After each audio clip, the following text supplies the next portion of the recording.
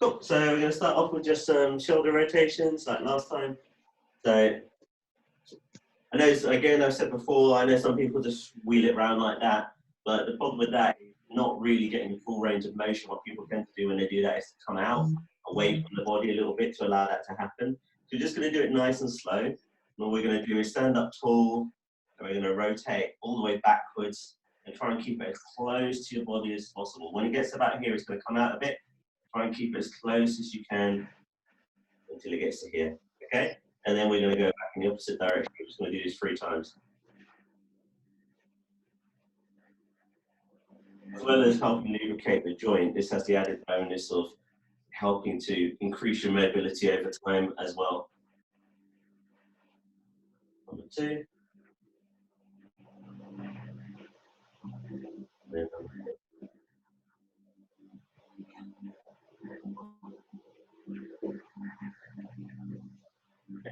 Same on the other one. I'll put this on here so I can do that. So left arm up, way back. You can hear it cracking and clicking. And the other way.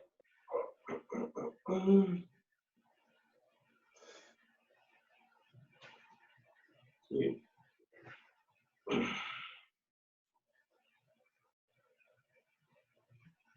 And 3.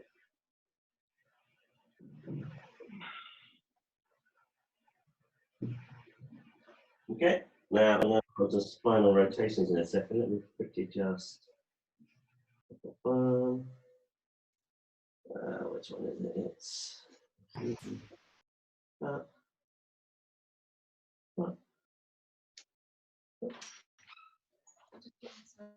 So this way I can actually see you guys. I don't know if that's a benefit for you guys, but it certainly helps me know if people are doing it. So spine rotation. So what we're going to do, we're going to put our hands in the middle here, and we're going to try and keep our butt in. So we're not trying to do this and rotate around. We want to keep nice and straight, pelvis up, butt in, clench your glutes, and we're just going to go from this vertebrae upwards. We're going to bend forward, and then we're going to come to the side. We're going to rotate around as much as you can. Okay, you should feel the stretch in your hip. You get to here, and rather than continuing in the same direction, I'm going to go back the other way.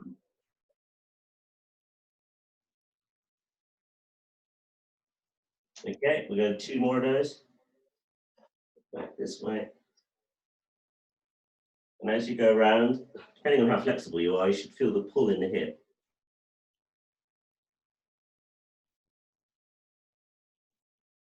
The last one.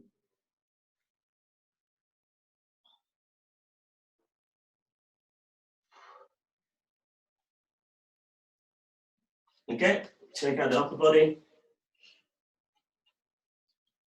Now we're going to go the one we always used to do in class, which is the hips. It's quite a good one. So I'm going to push forward, round as much as you can. You can let your butt drop out this time and go to the back. We're just going to go around the circle 3 times in one direction. Nice and slow. Last one. And then we're going to go in the other direction. Wow. 3 times in the other direction. I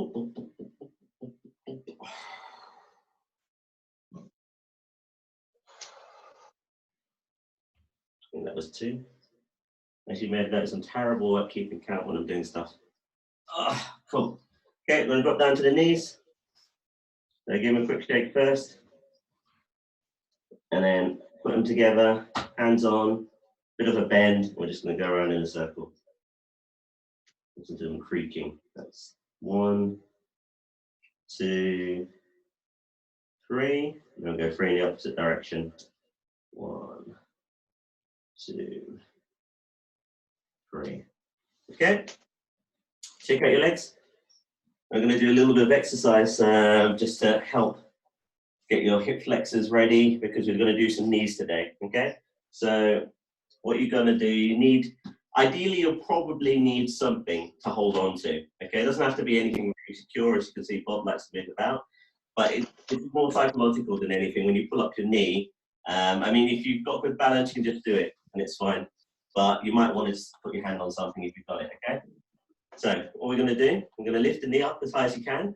We're going to hold it, and we're going to pull in for 10 seconds, okay? And that increases your ability to put your knee up high, which is what you need to do when you're kneeing the head, okay? So we're going to pull it in, close to our body as you can. We're going to hold it for 10 seconds, or a count of 10, because I can't be able to get a timer out. And then we're going to let go, but keep the knee there for 10, okay? So you do it along with. Apparently Des is waiting outside in the cold.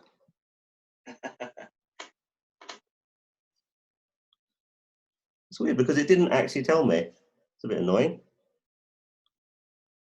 You all right there, Des? Just seeing the message rather. Okay, cool. So, where were we? Now, hand on something, make sure your thighs and legs not too tight. You're going to lift up and you're going to hold this in for 10, okay? You can use one hand to both hands, depends on your balance. And you're going to count to 10. 1, 2, 3, 4, 5, 6, 7, 8, 9, 10. And then you're going to let go and you're going to hold for 10. 1, 2, 3, 4, 5, 6, 7, 8, 9, 10. That's just to get that hip flexor going, okay? You need to do exercises that will increase the strength of the hip flexor because, again, knees are not a natural movement, okay? You don't, in nature, there's very few times you suddenly decide to stick your knee up here into an object, okay? It's very unnatural movement. Kicks slightly less so, but knees definitely. So you need to teach these muscles here that this is something that you want to be doing on a regular basis, okay? So we're going to do the right now, same thing. Find the surface, up and pull in. And count to 10. 1, 2, 3, 4, 5, 6, 7, 8, 9, 10. And then without the support. Woo-hoo. Without the support. 1, 2, 3, 4, 5, 6, 7, 8, 9, 10. Cool. So now we're just going to do 10 knees on each side just to get our hips working. Then we're going to do some squats and we're going to jump into some techniques, okay? So, I've got everyone here. Cool. So, 10 knees on each side. Long knees, high knees, I'm not really bothered. All we're trying to do is get this hip working because we're going to be doing some knees later on, okay? So, you can start with your front. Just pop it out. Keep your hands up. Out. Okay? So, 10 along with me. 1, 2, 3, 4. You see, I'm putting it out.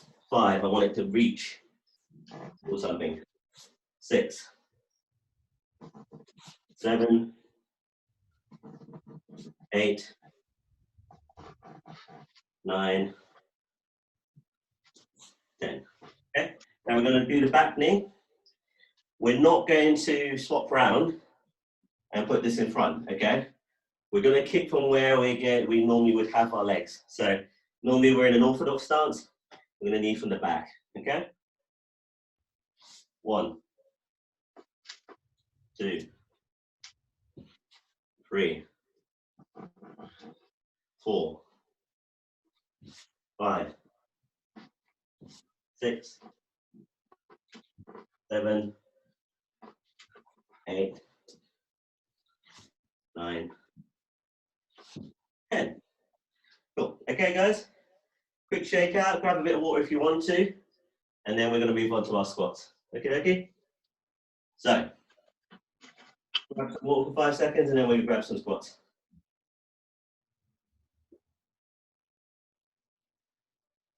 Right.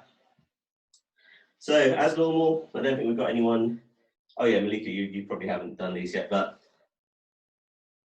when I do my squats, I tend to have my knees out a little bit wider, okay? If you're more used to having them in here, that's absolutely fine, you do that. For me, I find it weighs on my knee a bit. My knee's a bit dodgy anyway. So I find these ones easier, okay? And all we're gonna do, I'm gonna drop straight down, I'm gonna come straight up. Okay, down, up, okay? Just gonna do 20 of those. We're gonna do some jump squats. I'm not sure if I can follow you in here because it's quite slippery. And then we're gonna move on, okay? So, 1,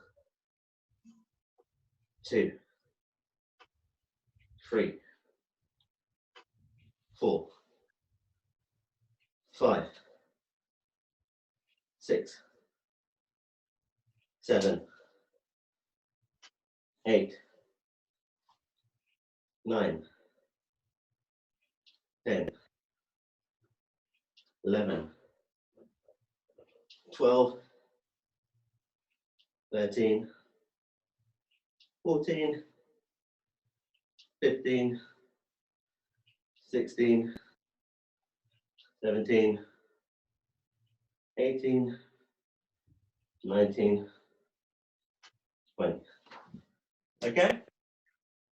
Once you've done those, we'll do our jump squats, okay? Like I said, I'm not sure I can follow you in here because this carpet, annoyingly, it's really slippery. And it's bright white, so I can't wear shoes in here, so I'm wearing sort of Pilates socks, which kind of do the job, but not. So I'll give it a go. Normal jump squats, what we're going to do, go down into our squat. When we come up, we're going to come to the middle, and then we're going to come back out and do another one. Okay? So I'm going to squat down, in, out, squat down, in, out. Okay? So it's kind of like the benefits of a star jump and a squat are the same. Okay? So squats are not really very cardiovascular. Star jumps are. You get the benefit of both doing it like that. Okay? So I'm just going to call it out for 10. 1. I'll put this out. 2. Lucy's just going. Yeah, just go do 20. Okay, I'm not going to call him. Just do 20. Lucy's banging away there. She looks like a rabbit. So I'm slowing you guys down by making you wait. You already got limited time. I know, right? I was thinking we'll do it slowly, and then sort of Lucy's like, and I'm like, yeah, let's just do it. Let's just do it. You know, we're 15 minutes in. We need to work on some technique. Yeah, we got plenty of that. Don't worry. So I'll wait for you guys to finish that up, and then we're going to go on to our hits. So let me explain what we're doing actually while you're doing that to save a bit of time. We're going to do a few things. So we're going to do doubling up strikes on one side. We're going to do complementary strikes. And then we're going to do strikes off the knee. Okay, so those are 3 things we're going to try and cover today, yeah, if we have time. So doubling up strikes is obviously, I do a hit, and then I do the same hit again. So it could be jab, jab, or it could be hook, hook. Okay, so we're going to do 5 different punches you can do that with. And then we're going to do complementary punches, and then we're going to do kneeing, and then coming into a punch from that. Okay, so the first one we're going to do is double jab. It's the easiest. So the point with doubling up a jab on the one side, it's a little bit unexpected. Okay, the reason that we do it is because depending on how high level your opponent is, because the higher level, the more they're going to do this stuff. But medium level opponents and guys in the street, if they hit with one hand, they're almost definitely going to hit with the other hand afterwards, okay? So it's either going to be 1, 2, 3, 4, 5, or if they're swinging, it will be swing with one hand, swing with the other hand, swing with the other hand. It's just a very intuitive way to strike, okay? It uses quite intuitive body mechanics. So if someone's going to attack you, they'll probably hit you with the right hand, and they'll hit you with the left hand, and then they'll hit you with the right hand, and you end up with this kind of thing, okay? The higher level you go, the more you realize that actually that's really easy to block, okay? Because you're just literally doing 1, 2, 3, 4, 5, or 1, 2, 3, 4, 5. So doubling up the strikes is a really good way to get people who are better, lull them into a false sense of security, and then hit them, okay? So with the double jab, what we tend to do, when we throw the first jab, what we don't want to do is step. Okay, because if we step into the first jab, then we're going to have to step again into the second jab. The second jab has to be longer than the first jab. That's the whole point of it. There's no point stepping into a jab and then doing another jab from there. The point of a double jab is that the first jab's getting blocked. Okay, so you're against someone and he keeps on blocking my jab, keeps on blocking my jab. That means his hand's going to be here, catching that jab. So the point of the double jab is he catches the jab and then I immediately push past his hand and hit him. Okay, so it would be, I don't step for the first one, he blocks this jab and then I step in. Okay, so the point of it is, this guy's good at parrying or blocking. You let him parry the first one and then you slam that straight through his block into his face by just moving it slightly to the side and pushing forward. Okay, so it's going to be blocked in, blocked in. Okay, we'll do it on the air. 1, 2. Okay, so I'm going to ask you guys to do it 5 times with me, and I'm going to watch you guys doing it. Okay, remember the footwork. Here I'm just throwing out a jab. I'm not moving these much. As soon as he blocks this jab, then I take a step forward and I bring my back leg with me because I want it to be hard. Okay, I want the second one. The first one can be like a little flicky one. It's almost like a feint. He blocks that and then I step in and I put him through the wall. Okay, so I'm going to do it like that. I'm going to call 5. Then I'm going to do 5 where you're not watching me, you're just getting on with it. Okay, 1, step in. Move back here so you can see him. 2, 1, 2. 3, 1, 2. 4, 1, 2. 5, 1, 2. Now, before you go and do 5 on your own, just something to think about. When you're doing this, I keep talking to my phone because I can see you on the phone, and obviously you can see me on here, so it probably looks a bit weird. When you're doing this, you don't recall your hand. I've seen people trying to double jab where they do jab, jab. That's not a double jab. That's 2 jabs, okay? There's a difference between doing something twice and doubling it, okay? A double jab is quick, 1, 2. 2 jabs is 1, 2, or 1, 2. There's a difference, okay? So when you guys do it, I don't want you to pull the hand back, which is the other reason I don't want to step too much on the first one. Your hand comes out to here, and then you throw it from there. I don't want to see you going 1, 2, okay? So I'm going to call out 5, I'm going to watch you guys at it. So, 1. Good, nice, that's it. 2. 3. That's it. Put a little bit more into the first one, Des, make it convincing. So you're here, you're putting it up in front of their eyes so they can see it, and then you poke it. 4. That's better, nice. 5. Good. Cool. Okay, so double jab, very, very easy one. Everyone does it, it's kind of a staple. What you want to think about when you're doing it, let me move this participants box out now. I think everyone is coming to come. Yeah, so what you want to think about when you're doing it is you're always trying to slam that second one in a bit harder, okay, with the jab. Anything on your front hand, you start tentative and then you go hard. Anything with your backhand is different, and we're going to do the backhand stuff in a minute. But anything with your front hand, you start tentative and then you go hard. And except for hooks, actually, hooks are slightly different, and I'm going to do hooks in a minute. Okay, so now we're going to do the double hook, doubling up the hook.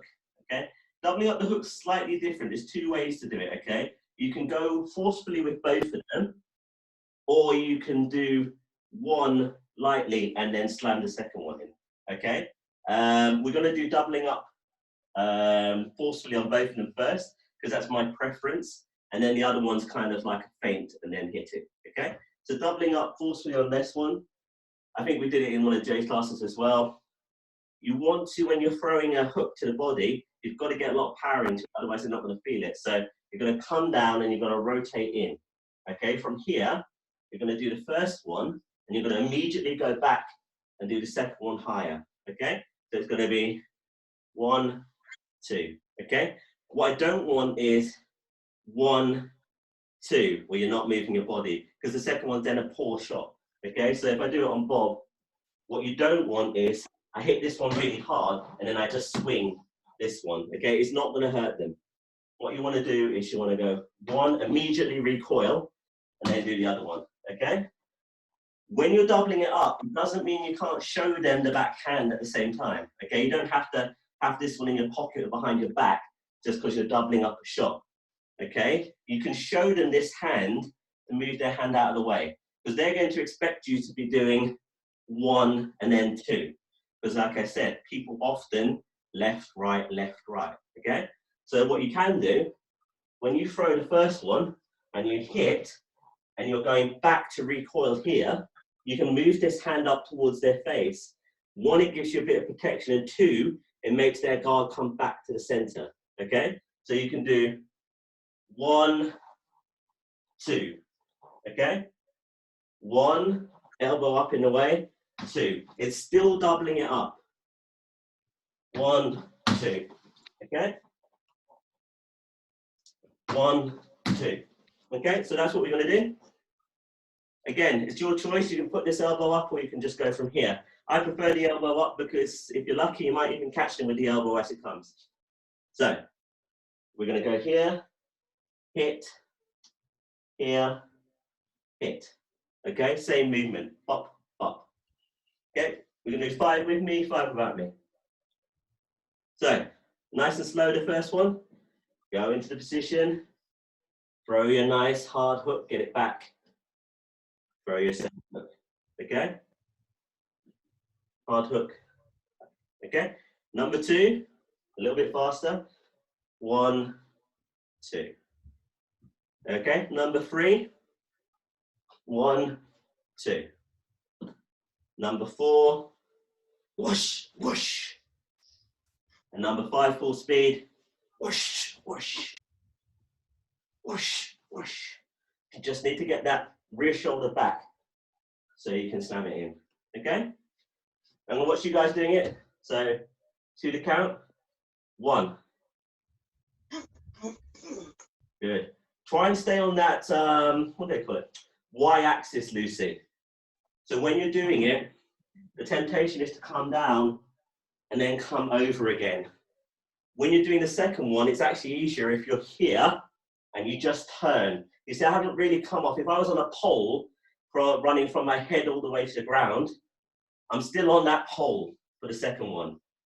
If I do this, 1, and my head goes over and I do the second one, it's a lot slower, okay? So it's 1, pivot on the pole, 2. The first one, you can put your head wherever you want. But once you're doubling it up, I just pivot on the pole and 2. Okay? So let's just do it again. 1. Okay. 2. 3. Good. 4. 5. Last one. Okay, cool. Nice, guys. When you're doing doubling up stuff, like I said at the beginning, there's a difference between, sorry, I just saw someone bouncing up and down in my car, I was wondering who it was. There's a difference between doing it on the front hand and doing it on the back hand. There's a big difference, okay?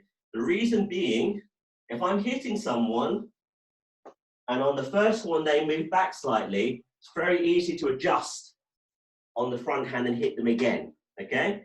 It's not as easy on the backhand. So what I'd suggest if you're doubling up hits on the backhand is you do your first hit, 1, and then you step through and do your second hit, okay? That's the only way you're gonna be able to chase them down, because you're always at a disadvantage hitting from the back.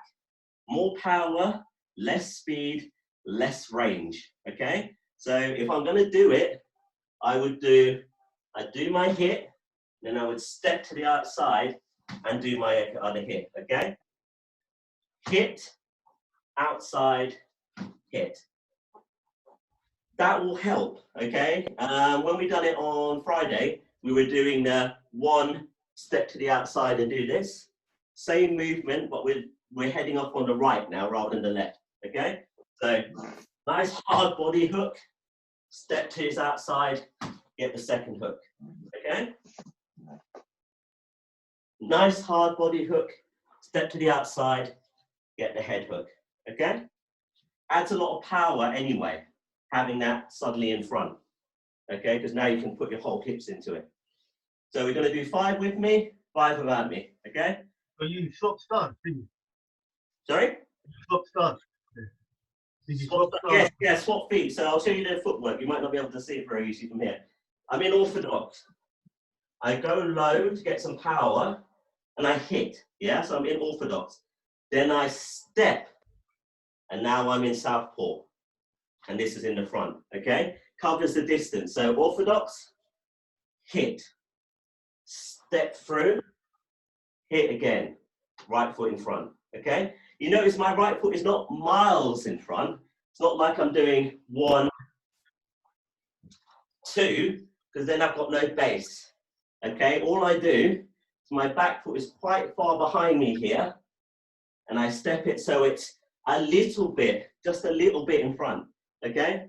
Quite far behind, whoosh, a little bit in front, okay? You can barely see, but there's just about that much distance between the two, okay? The idea of this is not to chase them across the room, because if they've gone that far back in that one punch, just hit them with a straight, okay? But for this particular exercise, down low, hitting hard, step it up, hit him hard again, okay? And you can do 2 bodies or body head. I prefer body head, but if for some reason after you hit someone in the body, their hands go up, God knows why they do that, then you're gonna hit them in the body again, okay? So 5 with me, 5 without me, okay? Nice and slow. I'm gonna step back here so you can actually see my feet. Step in, drop down, body hook. Step through, drop down, body hook, okay? Even when I drop down, I'm not coming too far off the pole, okay? 1, 2. So, number 1, 1, 2. Number 2, 1, 2. Number 3, a bit quicker, 1, 2. Number 4, a bit quicker, 1, 2. And again, you can throw this one up, you can throw the non-useful arm up to distract them if you want, okay? So number 4 would be 1, 2, okay? So number 4, 1, 2. Number 5, 1, 2, okay? Really, really useful movement, double hook. Catches loads of people, and unlike some of them, both shots are pretty powerful. You can get a lot of power in the first one and the second one, which is really unusual when you're doubling stuff up. Normally when you double stuff up, like I said with the jab, the first one is to get their attention and the second one is to hit them. With the hook, it's different. Hit them hard again. So it's really good combination. Next one we're going to do is, trying to remind myself, uppercut. Do we get 5? Sorry? Do you want us to do 5? Oh yeah, that's 5. Full speed, there you go. So, whoosh, whoosh, whoosh, whoosh. Good. Cool, so uppercuts. Again, you've got 2, haven't you? You've got the front hand and you've got the back hand. Front hand's easier, obviously, because your hand's closer to them anyway.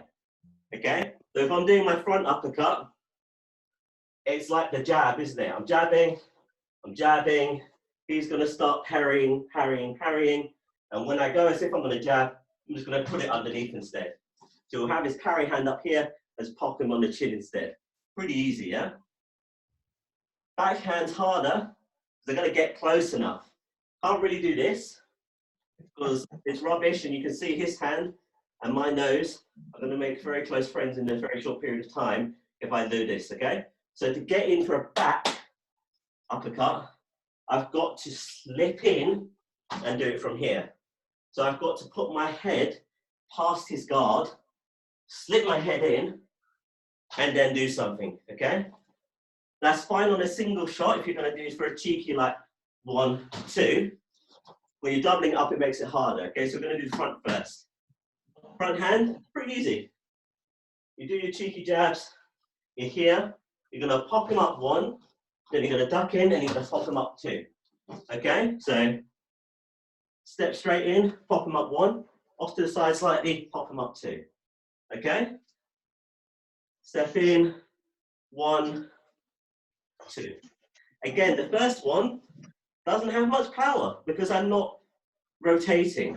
If I rotated for both of them, I wouldn't land the first one because no one's going to let they get that close to them and then throw a shot.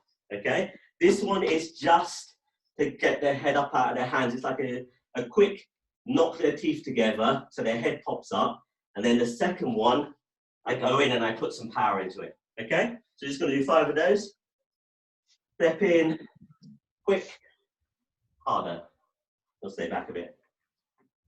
2, quick, harder. And again, anytime you can put this in front of your face. Okay, so you can do quick, harder. Number 3, quick, harder.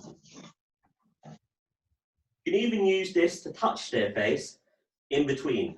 Okay, so for number 4, you could do 1, touch their face here, just to put their head back where you want it. Okay, so number 4, step in, push their head back, and hit them harder.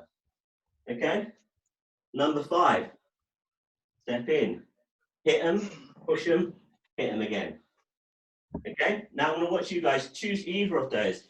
So without anything, 1, 2, with the elbow, 1, 2, or with the touch, 1, 2. Again, I'm going to watch you guys do it. So give me 5 of those.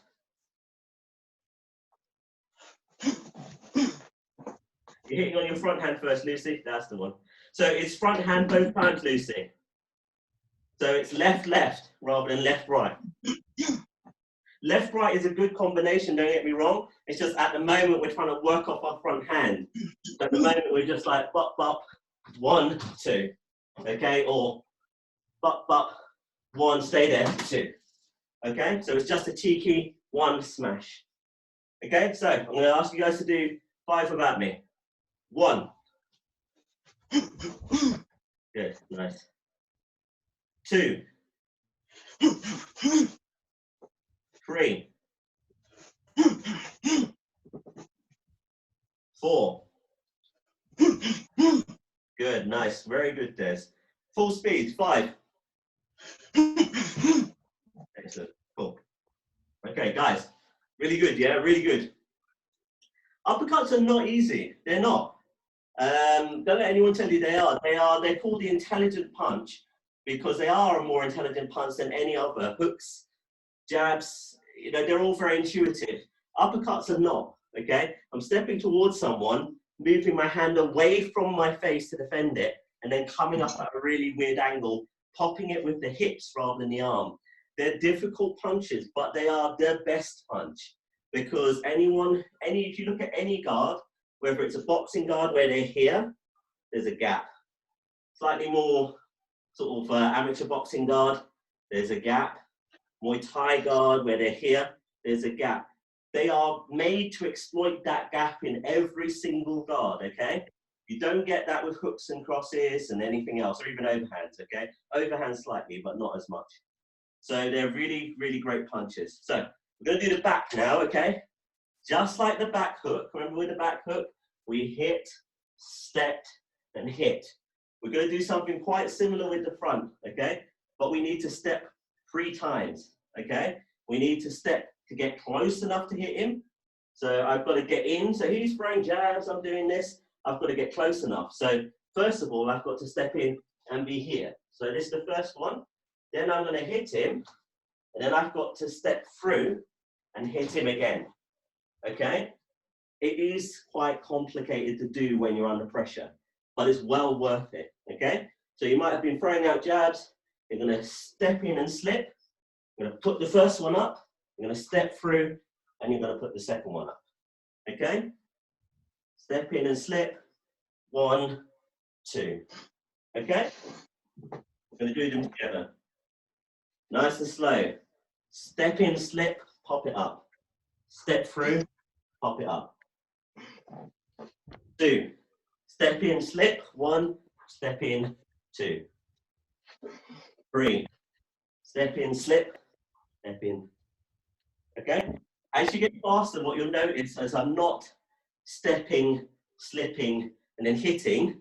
I'm stepping and dropping in the same hit. Okay? So it's like 1, 2, 3. Okay? So for 3, we're going to step in and drop, and then we're going to hit, step, hit. Okay? So it gets quicker. 3. 1. Whoosh, whoosh. 4. Whoosh, whoosh. Have to stay back. 5. Whoosh, whoosh. Now I'm going to watch you guys do it, okay? 5 like that. Start slow for 2, quick for 3, okay? Number 1. That's it. Number 2. Good. Number 3. Good. Number 4. Number 5. Okay, guys, so we're going to speed it up a little bit now because I just realized that it's 10 past 12. So, I was going to do hammers, but that's fine, we do it normally. Now what we're going to do is I'm going to give you an option. You're going to have a minute of free play. You choose a combination, but you double up the back, the last shot, okay? So what I mean by that is jab, cross, hook, hook, yeah? Or cross, hook, upper, upper. Yeah, whatever combination you want to do, cross, hook, cross, cross, hook, cross, cross. Whatever one you want to do, you double up that last shot. The last shot is the power shot, okay? You can make any of the other shots powerful if you want, but the last one's got to be the hardest, okay? So if it's here, it's jab, cross, hook, hook, yeah? Or if it's hook, cross, hook, hook, cross, hook, hook, yeah? And try and incorporate those movements. Okay, so I'm going to give you a minute of free play. I'm going to see what you guys are up to. Go. Any combination you want. Make sure that last hit is the hardest. 1, 2. Push, push. Push, push. Push, push. 1, 2. Push, push.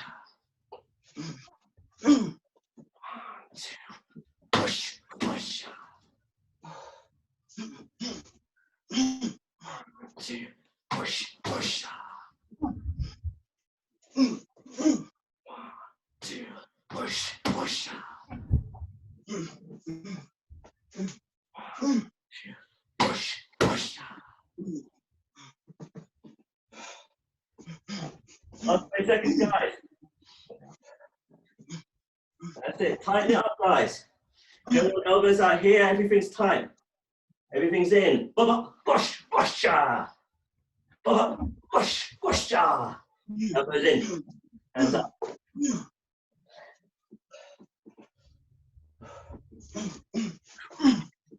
push.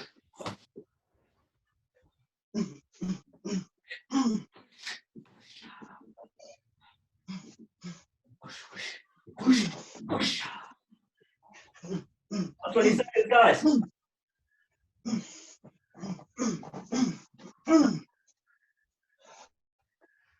Again, last 10. Remember that last one's a hard one, yeah? 1, 2, hit, smash, yeah? 1, 2, elbow, pass, finish it up. All right, guys, grab a drink. So guys, that's doubling up on one side, okay? You can see the usefulness of it. Also, it encourages you to move because the tendency when you're throwing normal combinations, 1, 2, 3, 4, 5, you stay on the spot. It's difficult to move because you're relying on this pole going through you to provide that movement, okay? Very hard to move off to the side when you are trying to do left, right, left, right, left, right, okay? But when you start doing 2 on one side, it almost automatically drags you round, okay? So if you're doing 1, 2, I've gone off to this side, I've hit once. When I'm here and I pull back, I might as well step. It's almost encouraging me to do so, okay? So if I'm doing it, 1, 2, 3, and I stop here, I'm going to stay in front of him. Or I'll do 1, 2, 3, and then move. If I'm doing it twice on one side, it's encouraging me to take an angle, isn't it? 1, 2, 3, 4. Yeah, it's almost dragging me back. Here, as I do this movement, it's very easy. I'm taking all the weight off my front leg, doing this. And when I throw it back, it's really easy to step it forward. Okay, so I'll just quickly show you what I mean. Here, 1, 2, 3. My weight's now on my back leg, yeah? To step now is easy, but not while my weight's over here. I've got to bring my weight forward again to step, okay? So when I'm doing it twice on this hand, I'm doing 1, 2, my weight's back on the back leg, and as I push this forward again, it's very easy to push this forward. It's very easy to step because I'm throwing my body weight towards the front leg. All I need to do is lift it slightly, and I'm going to go to the side, okay? So this is a very good combination if you are tending to stand in front of someone and just smash away. Especially if you're a smaller person and you're sparring with someone bigger, you want to be off on their angle all the time because they'll just smash you to pieces. They'll just be like, and you're standing right in front of them. It's not good, okay? So what you want to do, 1, 2, swing through, lift all your weight onto your back leg, and as you step back this way, now you're off to the side, you're on their shoulder, okay? So we're going to practice this in quite a few future sessions. Right, next. So the next thing we're going to do is we're going to do complementary punches, okay? Just to finish up. So when I say complementary punches, what I mean is the first punch opens up an opportunity for the second punch. We're only going to do 2 hit combos in this, yeah? So the most obvious one that everyone knows is obviously jab cross, okay? So whether you're just doing a single jab and then you're moving out a little bit and putting the cross down the same channel, or you're jabbing away, but here, the point of the jab in that case is to open the guard. Okay, you don't care if you hit them with the jab. It's not what it's for. The point is, if people are parrying, you want to get that parry as far away from the face as possible, or you want to get them to come out to the side, okay? So we're going to do jab cross first, even though it's a super obvious one. Rather than throwing it the way we normally throw it, which is straight, straight, what I'm going to get you guys to do is we're going to get you to throw straight down the center. And when you throw the cross, you move to the side slightly and then throw the cross. The reason that's good is because if they are in an orthodox stance, one hand's in front, one hand's here, then when you move from in front of them to here, you are standing facing the hole in their guard, okay? So if you're in front of me and I've got my guard here, you are facing my hand. So you're going to throw everything and I'm going to be patting it down with one hand. If it gets past that hand, I'll use this hand, okay?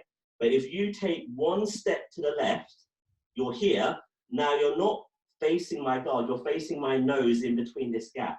That's why you get the likes of Ali, who used to step round and while they're jabbing, used to be like, but. So if you could get into that gap, okay? And it's why in Bushin we do the circle, the boxing circle. So rather than staying in front of them, you just circle off and then you get in there, okay? So we're just gonna do very quickly 5 of these ones where you are going to throw your jab out, let them block it, step to the side, and throw that into the gap, okay? Really nice, really slow.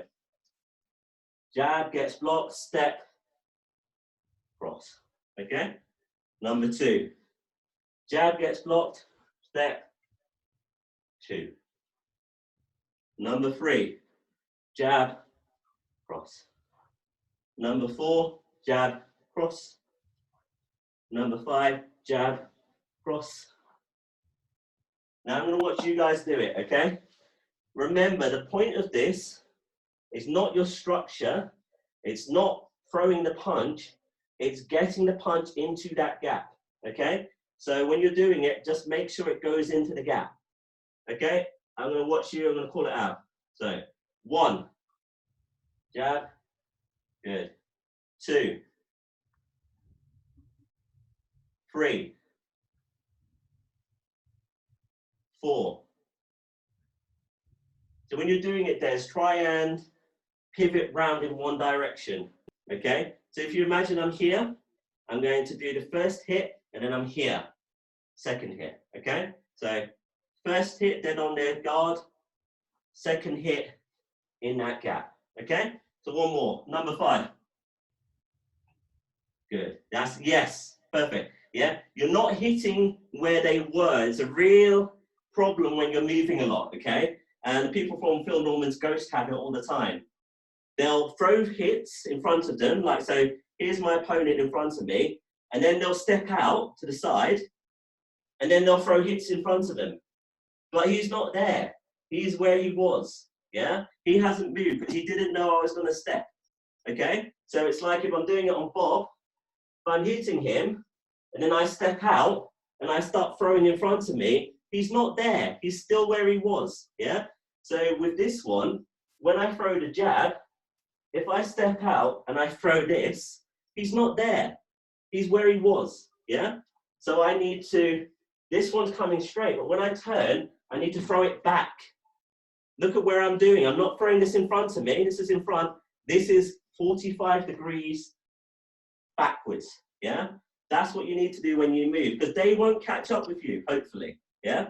If you're moving to the side, the point of it is that they can't catch you.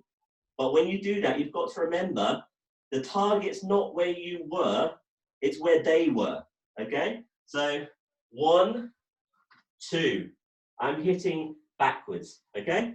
Just a quick one on that one, okay? So the next one we're gonna do, I'm trying to remind myself, uppercut hook, yeah, uppercut hook.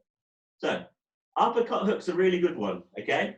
Uppercuts are great anyway, but uppercut hook's a great one because when you're really smashing someone and you're just bang, bang, bang, bang, and you're just absolutely smashing the hell out of them, they're probably gonna end up here.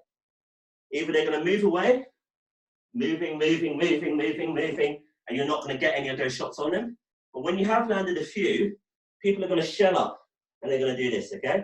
When they shell up, it's a pain because you're hitting their arms.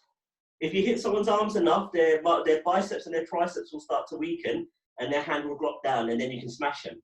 But easier than that is when I'm here and I'm moving about, if you give me an uppercut, it pops my head out of my hands for a second for anything coming in from the sides, okay? That's why uppercut hooks are really good combinations. So what we're gonna do, we're going to step in, and you notice I'm swapping stances, yeah? I'm gonna step in onto my right foot, I'm gonna uppercut, and then I'm gonna swing that hook over the top, okay? So I'm gonna step in, uppercut, hook. The point of this is I avoid your punch, I pop your head out of your guard, and then I take it off, okay? Out of the guard, off. Okay, so we're just gonna do them 5 and 5, yeah? Super slow at first, because there's a stance switch in the middle, okay? You don't wanna mess it up. So, I'm here, maybe I've been jabbing, maybe I'm just moving a lot. I step.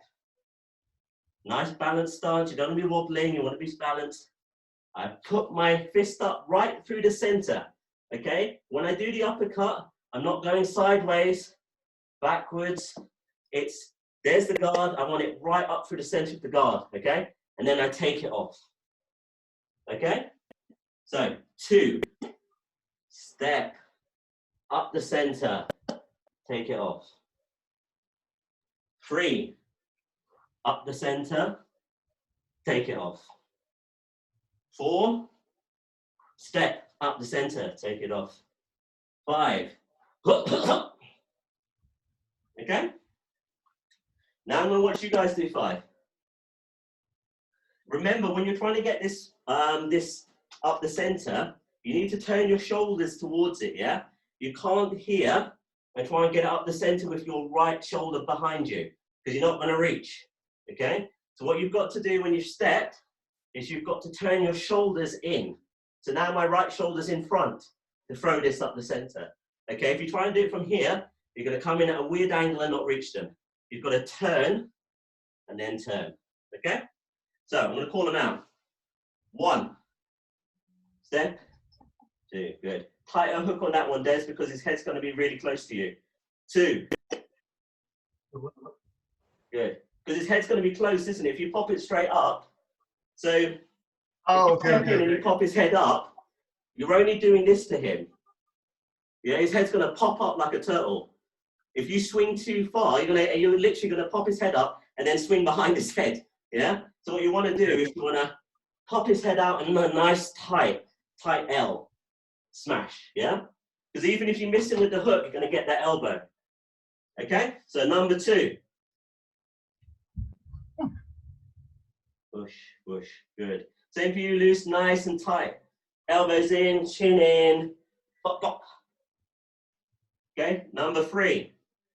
Nice and tight. 1, 2, good, nice and tight. And for you, Lucy, you seem to prefer elbows than hooks.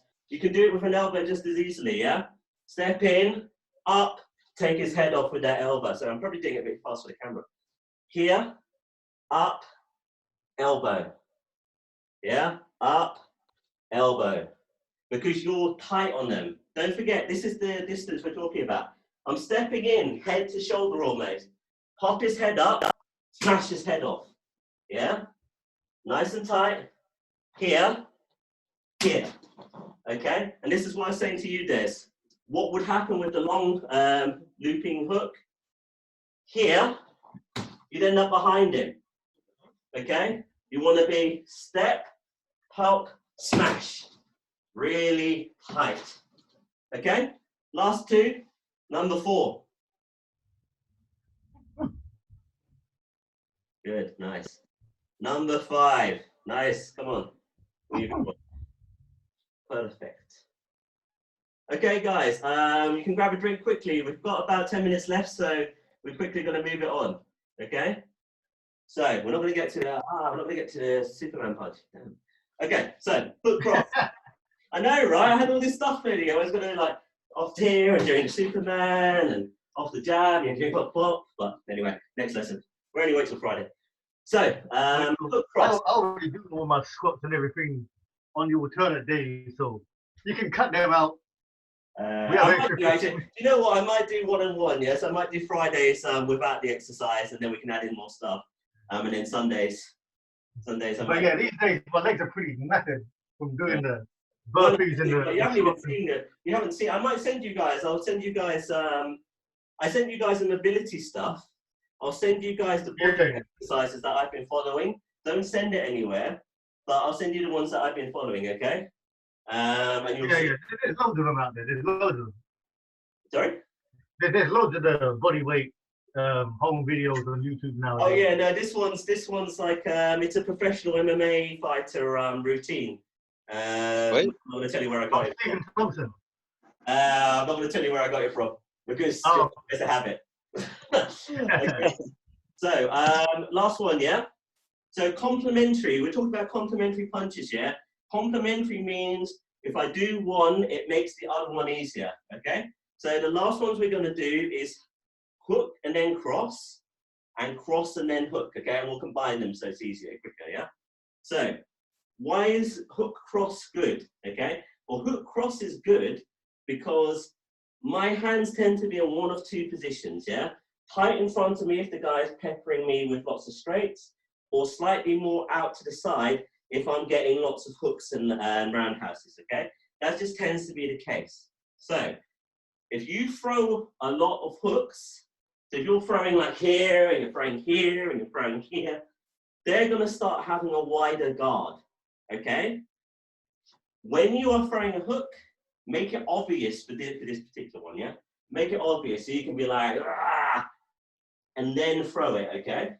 When you throw it, he's gonna try and block it. It's human nature, he's gonna try and pull that hand out, okay? So you're gonna throw a really obvious hook, he's gonna try and block it, and you're immediately gonna step through and shoot this cross through the middle, okay? So really super obvious, wide hook, they block it, and I snap through.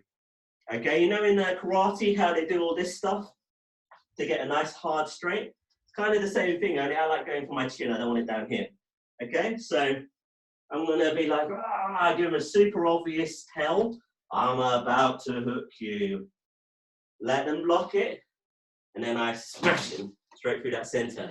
Now, when I'm the guy getting hit, when I go like this whole side of my face, jaw, knockout points, chin, it's all open now. Okay, so as soon as I try and block that big hook, I've basically put my guard down completely, which is why this works. Okay, so one more. I'll put this back on to you guys.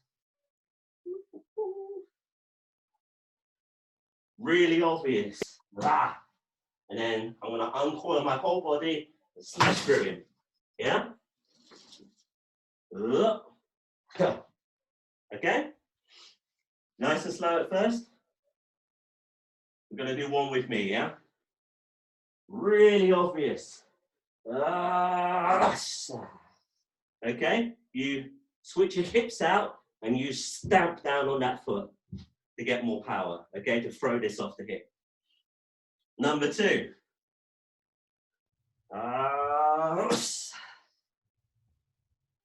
Number 3. Up. Number 4. Really obvious. Smash straight from the center. Okay? Number 5. Whoosh. Whoosh. You might find when you're watching me that when I throw across, I tend to open my hips to the side, okay? That's the same reason I do that. It's the same reason when I do a kick, I don't kick with my hip pointing this way, okay? When you do a kick, you open it and you kick through, okay? The same reason. If my leg stays in front when I do the cross, I can't turn any more than here. So everything else from then, it loses all the power from below my hips and it becomes a lean, okay? If you want a powerful cross, you have to snap it from the hips, but at the same time, you have to open the hips to do it, which means stepping. Let me see if I can find a camera angle you can actually see, which means stepping out. Open your foot out to the side, okay? Some kickboxers, they go as far as even stepping all the way to the side like that, okay? So some kickboxers, they'll do this here. So they're not even fully facing the front anymore, but it gets a lot of power into your strike, okay? So, I'm gonna get you guys to do 5 now. Obviously, you don't need to swap your whole style to do it like that, but just think of that when you're doing it, okay? Super slow, pop as much pop into it as possible, yeah? This has to be like a one-hit knockout because they're not gonna fall for it twice, okay? So, number 1. Super slow push. Don't follow through too much on it, Dean, because if you turn your back on him, then you've lost that element of surprise. You just want it to be here and smash him, okay? 2. Good. 3. Nappy, that's good, Lucy, very good. 4.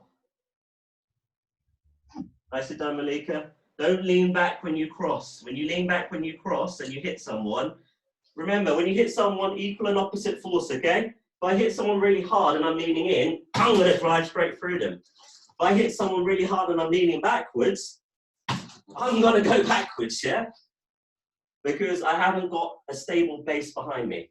So when you do your cross, I should have said this before, here, head in, ready, push, and you're going to put your head on them and you're going to go through it like a spear, okay? Here, spear through them, and you just want to take them out, okay? Superman pose. So, 4? 4. I think it's 4. It might be 5. Good, very good, Lucy. 5. Last one. Good. Your hook is too intelligent, Lucy. They won't fall for it. You might actually hit them. There is a problem. It is a problem. Sorry to be like very Mr. Master Wong about it, but it is a problem. If I do a good hook, whoosh, they're not going to fall for it. They're just going to get hit with a hook, which is fine, but it's not what we're doing. Yeah, you want it to be a stupid hook. Ugh. Yeah, just nice caveman-ing, because you just want them to get their hand up a bit. Okay, so caveman-ing hook, intelligent cross. Okay, now we're going to do the opposite. Okay, because the opposite is also true. If I am peppering the guy in the front, push, push, push, push, push, yeah? What's this guy going to look like after a few days? It's going to be here, isn't it? He's going to be like, oh my God, all this guy does is straights. You get this a lot with outfighters in boxing. Tall guy with long arms. You stay, Lennox Lewis was a good example of this. He stayed all the way over here, and you never got near him. He just gave you this all the time. You came in, you got snapped. Martin Hagler. Yeah? So, their guard's going to start looking like this, which is perfect for a hook. Okay? So what we're going to do is we're going to do the cross and then a hook. So we're going to make them put their hands up because they're thinking, God, not another cross. And then we're going to give them a hook around there, yeah? To do this, you've got to step in. So you can't do a long cross. You do a long cross, you're too far away. You can do the whole Mike Tyson Giselle punch if you want. If you're good at it, fine. Easier is I do a short rubbish cross. Okay? I do a short cross and then I just come around there and drop this straight over his guard. Okay? So that's what we're going to do. We're going to do a short cross where we do not rotate our shoulders. Okay? We're going to step in, we're going to do a short cross, and then we're going to put the hook over their guard, which is going to be here to block that cross. Okay? Short cross, hook. Number 1, do it with me. Short cross. Do you see I'm not rotating at all? Hook. Number 2, short cross, hook. Number 3, short cross, hook. Number 4, short cross, hook. Number 5, short cross, hook, over the top. Okay? When you're doing so is the hook more of a looping one this time because you're going around? You loop the hook through. So basically, if you look at the angle of his arms, which are unrealistic because his arms would be up, yeah? But if he was realistic, I don't know if I can do it on him, say his guard was here in front of him, you're looking to come into this gap, yeah? So if I'm here and I'm huddled up like this, you're looking to hit me here, which means you've got to come quite close and then turn a corner quickly, okay? So you don't want to do a long looping hook. What you want to do is you want to put your arm past their guard and then snake it in. Okay, so I put it past the guard and then I put it over. Past the guard, over. If I do this, it's too slow. Look at the gap it's leaving. Space, space, space, coming in. No. Here, over. Yeah? Over. That's here, straight in to the chin, okay? If I start coming over here, probably not going to hit him, okay? So when you guys do yours, here, tight L shape hook, yeah? Tight L shape hook, okay? Nice and slow. Number 1. Tight L shape. Too wide, Des. Not coming out at all. Forward and just turn it over. Forward, just turn it over. The power does not come from your arm at all. Okay, so a normal hook, the power comes from the wind up and the body turn. This hook, I'm here and it's just a body turn. Okay, I put it straight past their guard, I turn it, and then the turn of my body is what gives it power. Okay, Not as powerful as a swingy hook, but you'll actually hit them on the chin and knock them out like that. This is a proper boxing hook, okay? Not the end of the fight boxing hook where they're both knacking. It's like, ah, ah.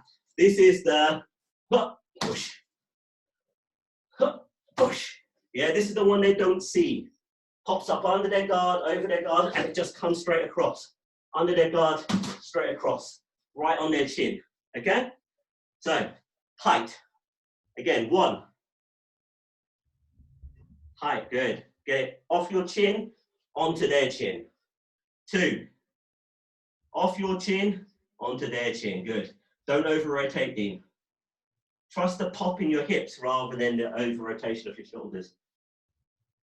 3. Off your chin into theirs, good. 4. Make sure you're hooking that round, Malika. 5. So obviously you haven't been in the classes, Malika, but what we say with uppercuts and hooks is we say L's. We don't call them uppercuts and hooks anymore. We call them L's. And the reason we call them L's is because a hook looks like that, L shape. And an uppercut looks like that, L shape, yeah? An L shape. So if I take this L shape and make it into an uppercut, then I take this L shape and I go up, and it's an L. If I'm doing a hook, I take this L shape and I go here. It's still an L, but it's a hook. The L shape is what makes it go through a guard, okay? My guard's here, and you're swinging like this, it's not gonna go through, okay? Look how wide it is. It needs to be 90 degrees, okay? 90-degree L shape, uppercut. So when I do this one, L shape, yeah? When I do a hook, it's an L shape, okay? Those are what get in. Because if a guy's got a nice tight guard, anything that's like farther than that, it's gonna come off on the guard. You need to thread the needle, yeah? It's like putting a little bit of thread through a sewing needle. You don't get it right in the center and going through, yeah? Especially when you're wearing gloves. Okay, so that's it, guys. We're 10 minutes over. It's not too bad. That's actually quite good for me. Being 10 minutes over, not an hour. You can stay with me. I'm going to do a quick warm down. It's entirely up to you. Have you got any questions before? So you can unmute yourself and ask any questions quickly before we go on. No, I'm just saying, I always like the body and then the uppercut. Yeah. The connect uppercut. When they're like this, because you know it brings that the body and I also I'm short, so I'm always down there anyway. This is the thing, and this is why. I mean, obviously, there are a million ways to get past someone's guard. Yeah, but why put a lot of effort into something when you can do it easily, just with a little bit of a variation of angle? So, like the jab cross, for example. If I'm jab crossing straight at you and you're doing this, it's super easy. But you can see, if I come up on the angle, the gap is not here, it's coming in this way. This is my nose, and it's pointing that way. So I always think when I'm fighting, why don't I look at what direction their nose is pointing in and put my shot in that way? Because if I'm trying to put it in past the hand, maybe they're good at blocking, maybe I'm good at jabbing, maybe I'm quicker, maybe they're quicker. It's too much maybe. What I want to do is say, okay, well, their hand's there. I don't want their hand. I'm going to walk past that, and I'm going to come in this way and smack them straight in the nose, which is what their one step off and then do that is. The hook's the same, you know. Their hand's here, and they're doing all of this stuff. They're blocking, so they block my cross, because this is my left hand, and their cross is coming in here. Same size, same block.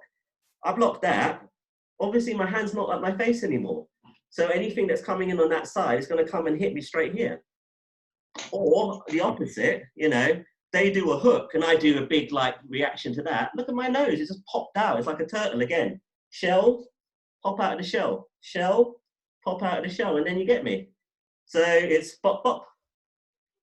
But again, you know, it's under pressure thinking of those things and not reverting straight to jab, run away, jab, cross, run away, which is a very natural instinctive default when you're sparring. And it's what I want to try and get you guys out of, because it's better to take a jab to the face and land a free hit combo than to jab them in the face and then wander off when you haven't really achieved anything. You know, unless you're wearing a big massive signet ring or something, a jab to the face, even on the street, is not really going to do the job. It's just going to annoy them more, you know. And if they are like all hopped up on drugs, or even if they're just randomly annoyed, the adrenaline's going to stop them really feeling that, unless you knock out a tooth or bust their lip all the way up here or break a nose. They're not really going to notice until the next day that their face hurts. So you need to do something that's actually meaningful, or else you've wasted that shot. So I'd very much prefer to take a shot to the head if my head's down and I'm doing my normal proper defense, and land free of something, because that free of something will end the fight. Whereas the little bop, I'm away, bop, bop, I'm away, it doesn't do anything, you know. It doesn't do anything in sparring. It doesn't do anything in real life. The difference in sparring is we're all counting points and like, I touched you, I touched you. Well, that's not how it works in real life, you know, or in any real competition, to be honest. So yeah, you know, these combinations work. You just have to make them instinctual. And what I said to you in the Friday is, I don't care what you throw, so long as you get the idea that from certain positions, certain things are good ideas, yeah? So if I throw something from the front straight, I don't want the next thing I throw to be from the same angle, okay? So if I throw a jab, I don't then want to throw across from this angle, because it's obvious, and if I'm here, it's going to block both of them without them even having to think about it. So as soon as I throw something straight, I want to angle off, and then I throw something from the angle. Okay, which is, remember on the Friday, the combination we did was cross, angle off, hook here, overhand, come from the other angle, uppercut, hit to the body, hit to the head, and then I don't want to be here right in front of him in case he grabs me, so I'm going to step my back foot out and pivot hook, and then I'm here. Now I'm on this angle to him. So for him to hit me, he's got to turn round, and as he's turning round, I'm going to smash him, okay? So if you can keep getting off on their shoulder, you don't want to be here on me, you want to be here and here. If you can keep taking them off on the shoulder, that's very difficult to fight, yeah? I've been in sparring matches where the guy's really quick and I've thrown something and he's just pivoted round and he's on here. That's hard to deal with, you know? It's hard, you know, they've come off here, you've got to block and come out, and you've got to do a lot. You need to do like 3 or 4 things because they've taken one step. And that's how you know, that's how you tire people out in sparring. You keep stepping around them rather than stepping backwards. They've got to keep adjusting. Especially if they're sort of a bit of a formal person or a bit traditional and they want to fight from this angle all the time. So, you know, if I go over there, they've got to be like here. I go the other way and they're here because they're very stiff, very formal way of fighting. More of a problem is if they don't mind swapping leads.